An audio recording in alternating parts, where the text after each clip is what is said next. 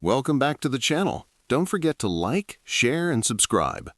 Today, we are designing color grading for portraits using color lookup. Start by opening your portrait in Photoshop and cleaning up exposure and skin tones. Portrait grading should always feel natural. Add a color lookup adjustment layer and test LUTs that enhance warmth and contrast without altering skin color too much. Lower the opacity until the effect blends smoothly. Add a curves adjustment layer to soften highlights and gently lift shadows for a flattering look.